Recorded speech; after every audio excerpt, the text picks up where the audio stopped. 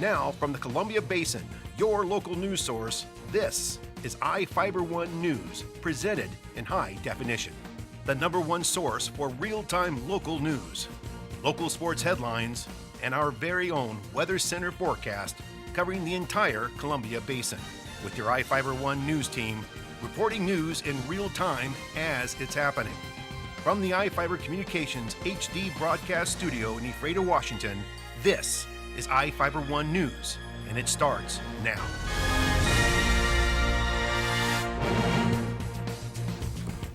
Welcome to iFIBER 1 News. I'm Cody Johnson with news from around the Columbia Basin for Thursday, April 18th.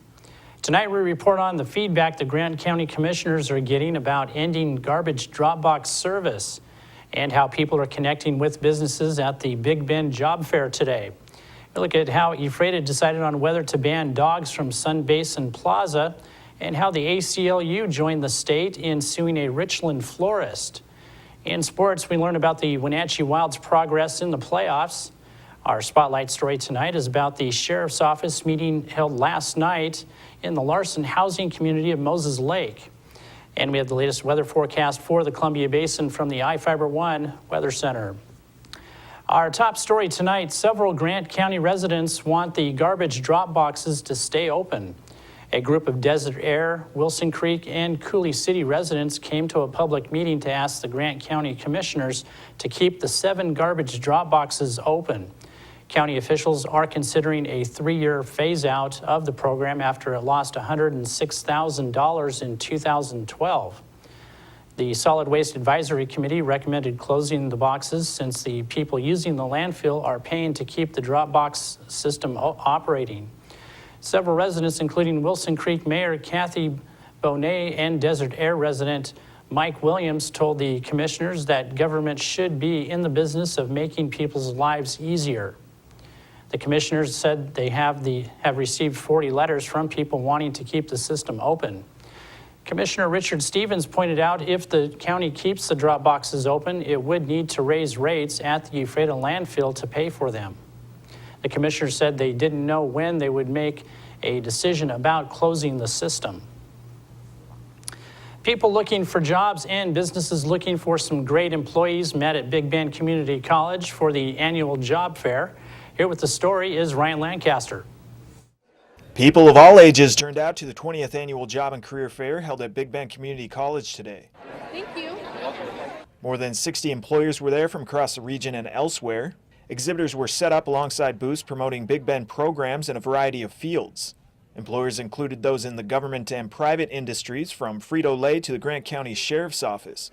Melissa Fox with Genie said today's turnout was better than in years past. It's been actually very successful for us this year, I think.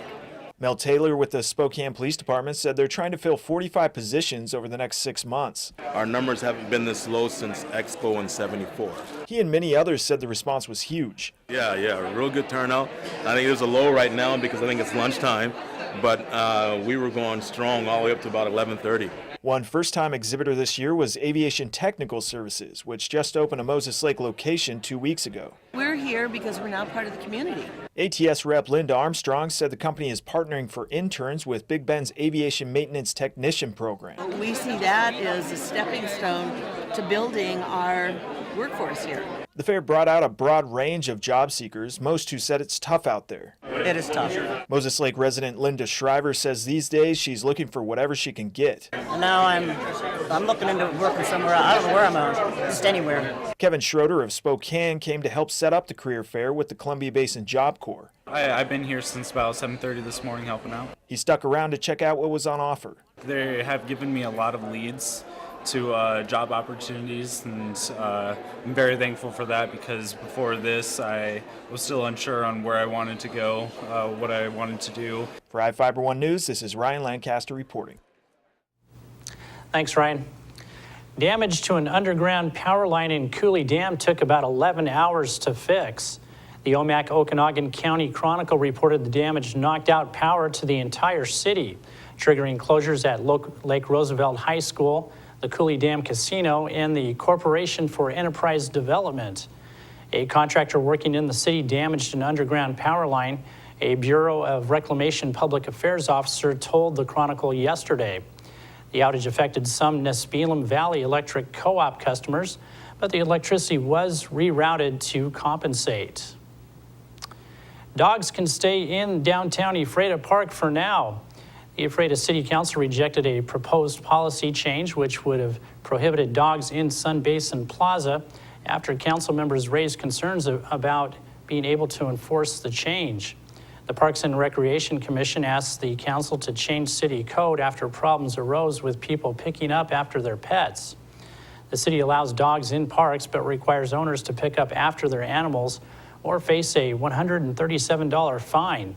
City code allows officers to cite anyone who didn't have the means to clean up after their pets when they aren't on their personal property. Each of the people you see here have warrants for their arrest and are wanted by various law enforcement agencies. If you see any of these people, the DOC asks that you not attempt to detain or apprehend them, but to call police. You can also call the Department of Corrections at 509-764-6180 during the day or 509-762-1160 after 5 p.m. We'll be right back after these messages with the latest from the iFIBER One Weather Center, and we've got sports and more news coming up.